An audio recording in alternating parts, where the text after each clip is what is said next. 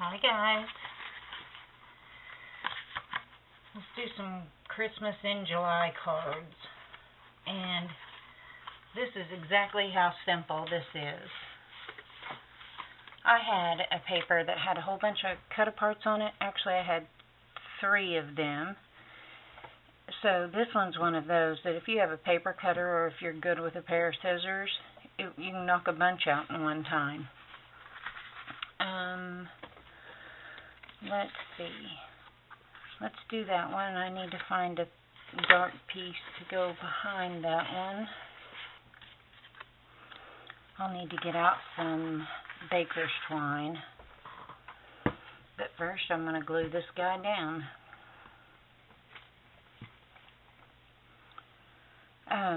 The card base that I'm using is a standard A2. It's 5.5 by 8.5, scored at 4 1/4. And then the mat that I have that goes on top of it, I believe is cut at 4 by 5 1/4, but I'm going to check.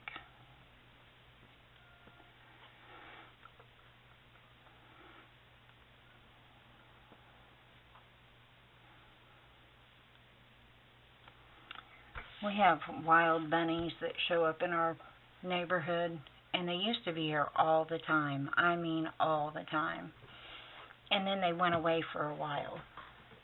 We had some people that had some very loud, very aggressive dogs.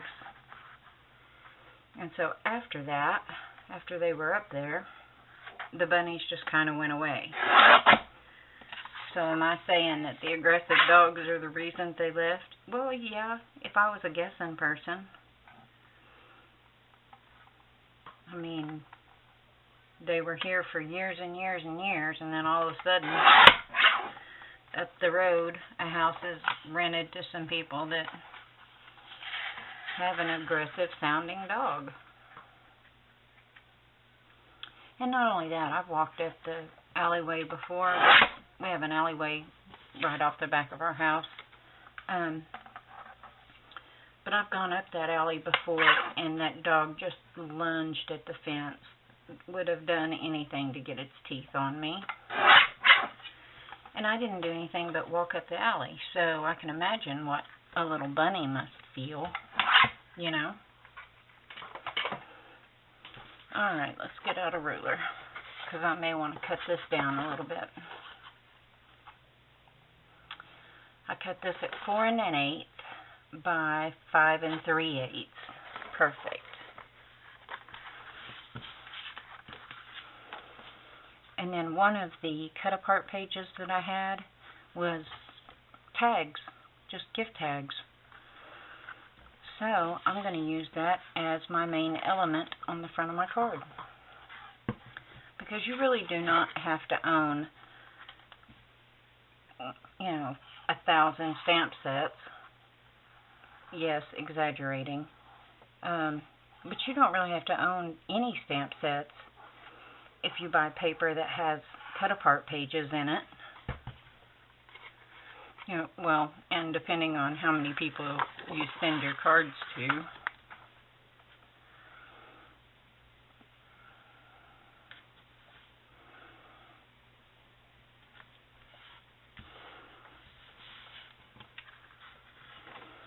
That is crooked. Ooh, and I don't know if I can straighten it.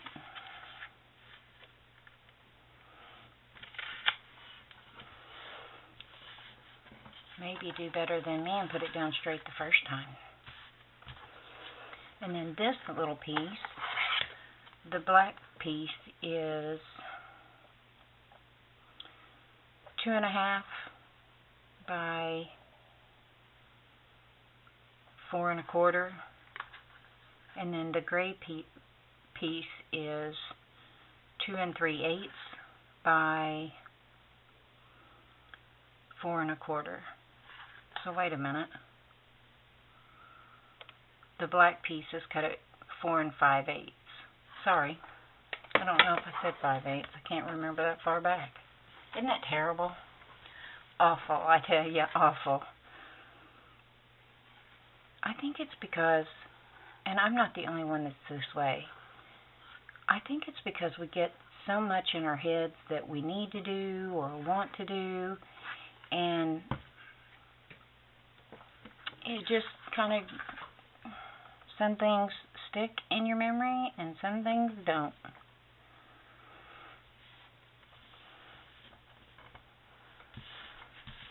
I know that's how it is for me anyway.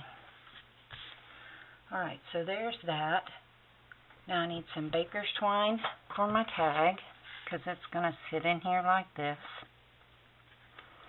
And I'm going to use foam on the back of it to pop it up a little bit. So let me find some baker's twine. I just need a small piece.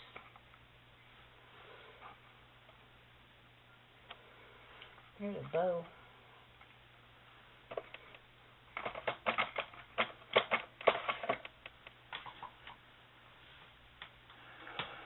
So I guess I'll use this bow too,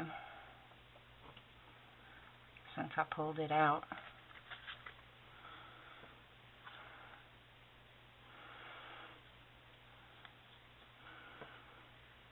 Let's see. Pokey tool. Where did I hide it this time? Right in front of me.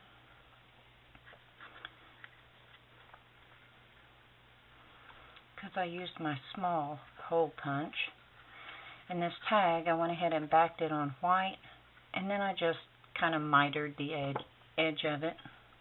No big deal.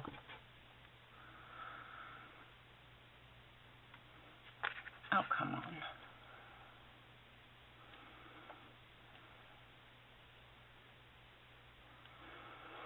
Anyway, what I was saying is the bunnies have gone away, and it kind of made me sad. You know, they were never afraid of my dogs, but my dogs never wanted to kill them either, because they've shared space, and my dogs just looked at them like, okay, that's what we're doing here. But the bunnies are back, and I told my husband a little while back, I said that one is huge, and I would venture to say it's a female, and she is pregnant. Well, she's female. She was pregnant. Without a doubt, she was pregnant. She looked like a young female. Oh my goodness, come on. I think this baker's twine is way too thick for this hole. Anyway, she dug a hole right in the middle of my backyard, and we took down one of our fences since we don't have dogs anymore, and she had those babies right in the middle of my backyard. And I told my husband the other day while he was out trimming bushes, I'd go ahead and mow the backyard because it's not that hard. The front yard is a nightmare even for him. So, especially if it's been raining a lot, which it has, there was no way I was going to be able to cut through that thick grass. It takes so much muscle to do it, and it's insane. Anyway, so I was back mowing the backyard when all of a sudden, I was going down this strip, all of a sudden these three little bunnies bail out of this hole and run in different directions. Scared me half to death. So, because I am the way I am, my thought was, oh my goodness, if she comes back to where they're supposed to be and she can't find them, then they won't be able to eat, right? Because this is how my brain works. Well, I went ahead and went to the pet store. All this happened yesterday, mind you. I went ahead and went to the pet store to buy a little nursing bottle and some kind of milk substitute. Now, what am I supposed to give wild bunnies? I have no idea. But Google knew. And they said goat milk was the best. Well, nobody around me has any stinking goat milk. But the guy at the feed store that I talked to, he told me that I could use the milk replacement for kittens. So that's what I bought. And I got back home and I was able to find 2 of them. I couldn't find the 3rd one. So of course I was absolutely devastated and heartbroken over that. I don't want that sticking that high up over my card. So we'll make it go out to the side. So I got 2 of them to drink milk because I was sure that she had fed them that morning. In case you don't know, bunnies don't stay with their babies. They come back twice a day to feed their babies, and then they go away. There's a higher likelihood that the babies will live that way. So I was pretty sure that she had fed them that morning, and they drank a little bit of milk, but not a whole lot. And I thought, okay, now I've handled these babies. Is she going to continue to take care of them? Because the old wives' tale is, you know, don't touch them because mom will abandon them. And I went out front and got my husband to come around and help me. We were wrangling the 3 babies up to put them back in their little hole, which, side note, they didn't stay. They bailed immediately.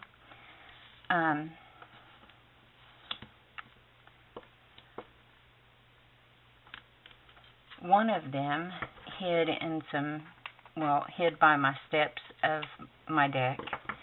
The other one hid in some tall weeds that is directly under where my breaker box for my house is. So, like I said, I was able to get 2 of them to feed, but I couldn't find the 3rd one. And I thought, oh man, I'm never going to forgive myself if something happened to that little bunny. They're so helpless and so adorable, and they just don't deserve. I love animals, period. I love animals, and I don't ever like to hear of or see anything with an animal getting hurt.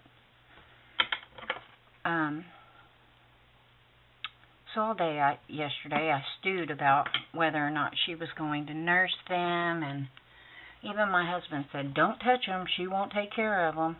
And I told him, I said, that's an old wives' tale. No, it's not. No, it's not. Usually my husband's right with things. And so that's what spurred me to go ahead and go get a nursing bottle and a milk replacement, because if she wasn't going to take care of them, I was going to track them down every day and take care of them myself. Well, not only did she come back, but the 2 that I handled the most, and I know this because of their markings, they weren't just a grayish brown. One had a white streak on top of its head, kind of like a little mohawk. The most adorable little bunny. But she cleaned them more and like nursed them longer, it seemed, because, fun fact, I'm going to glue that right there. Bunnies, wild or otherwise, when they nurse for only about 5 minutes at a time, and they consume 20% of their body weight each time in 5 minutes. 20% of their body weight. Crazy, right? So, when I saw her and she was nursing those 2, my heart just melted, absolutely melted. So today I wanted to make sure that they were okay, and I went out there, and the one that had the white streak on its head, yesterday when she came in to nurse them, she was in the backyard, and she was nursing one, and I just kind of talked to her, not looking at her, and then went over and checked to see if the one was still behind my rose bush, and it was. So I got it out of there. I know that looks like a lot of glue, right? It is. But it kind of locks my knot into place, so that it doesn't come undone. It dries clear and it dries matte, so I'm not worried about it. I'll run some back the other direction.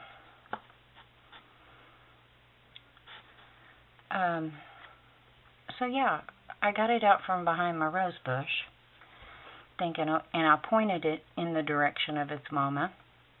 It still didn't see its mama, so I was kind of nudging it to go that direction, and finally it got a glimpse of its mom, and it went bounding over to her, and she just kind of looked at me. I got up and I looked at her, and I went in the house. But I can see it from my bedroom window. I could see out there. So she was really cleaning on. She saw me handling that baby, but she was really cleaning on it and letting it nurse. And another fun fact about bunnies: when they nurse, they get in underneath her and they flip over on their back, and that's how they nurse.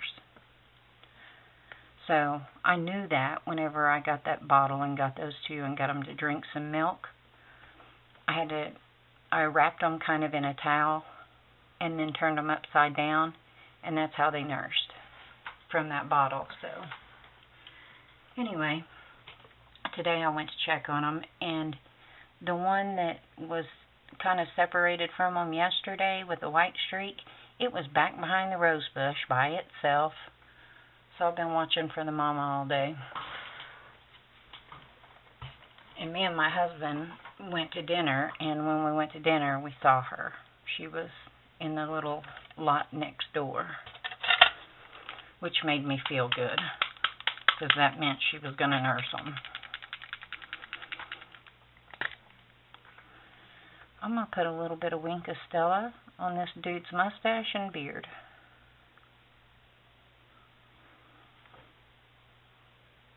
Let's see, the sentiment's already built into this tag. It says Merry Christmas on it. So I don't need a stamp, I don't need a sticker, I don't need anything, because my sentiment's already built in, and it's a cute card. It's kind of those retro 70s. Maybe I'll do his hair here too, and that little bit up there.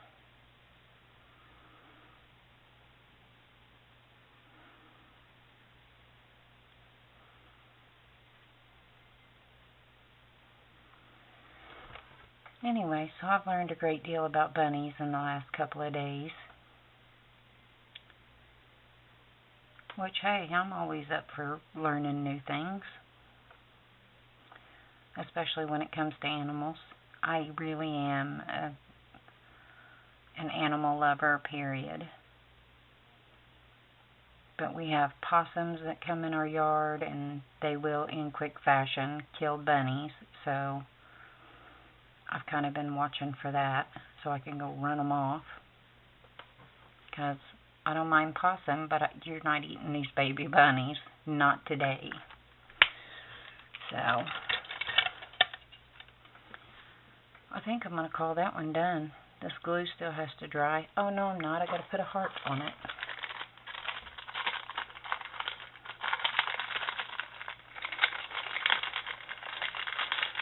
Come on.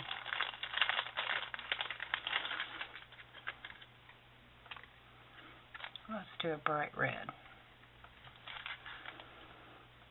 And we'll put it over here. There we go.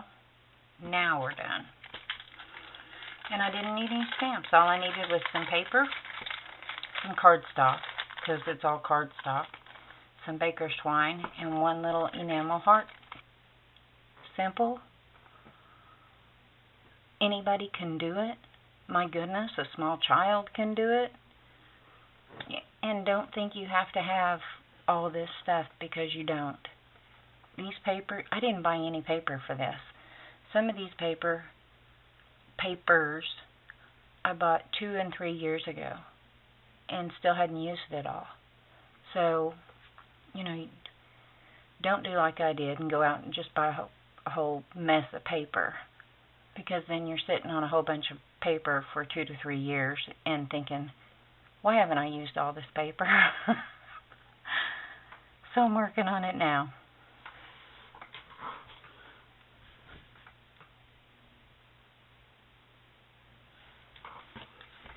Anyway, thanks for spending a little bit of time with me, and thanks for listening to my ramblings. I hope you all have a great day and a glorious tomorrow. Bye, guys.